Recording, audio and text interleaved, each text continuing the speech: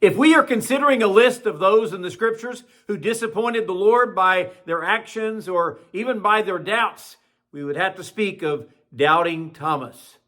Good morning, I'm Pastor Ernie Lewis of the Blue Point Church in Sisney, Illinois, with your thoughts for Wednesday.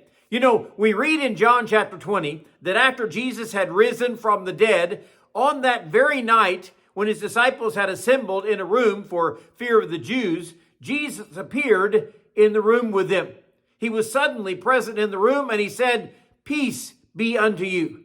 Now, I'm sure they needed that call for peace since they did not understand what was happening and they were completely shocked to see that the risen Christ has suddenly appeared in their midst.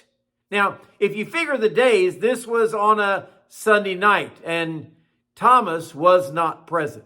Now, this is the place where preachers are reminded to tell their congregation that you miss the best things when you skip church on Sunday night.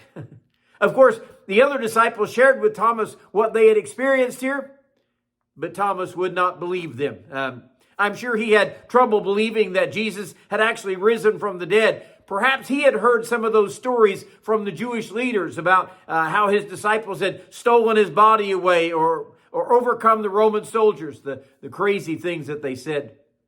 But whatever, he had trouble believing that Jesus would appear in their midst so miraculously. He tells them, "I won't believe this tale unless I can place my fingers in the nail prints in his hands." So now it's 1 week later.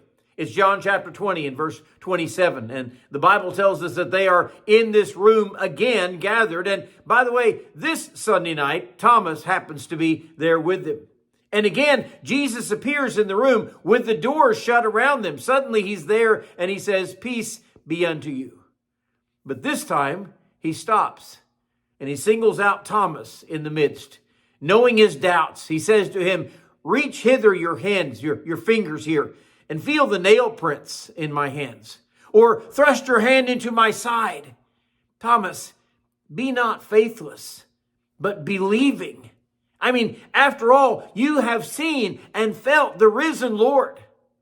So Thomas makes that great statement of faith. He falls to his knees and says, "My Lord and my God." Now, this is a statement claiming that Jesus is Lord of his life. He is the master of those who have been following him. But it's also a statement that this same Jesus of Nazareth is truly God in the flesh, as he has told them before. So we're excited for Thomas's great faith. We're excited about the proclamation of his faith that he makes here before Jesus. But then Jesus turns to Thomas in verse 29 of chapter 20. And he says, "Thomas, because you have seen me, you have believed.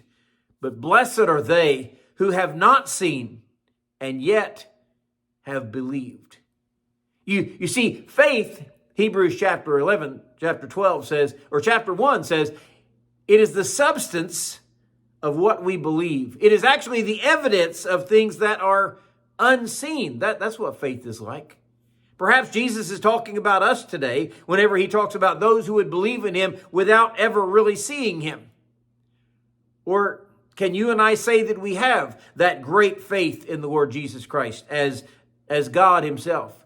You see, Thomas was to believe in his bodily resurrection, his physical appearance here among his disciples.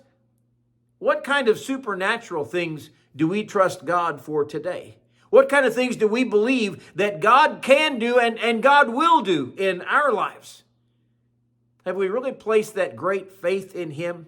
And even that proclamation, "Lord, you're Lord of my life, and I know you're God, and you can do all things."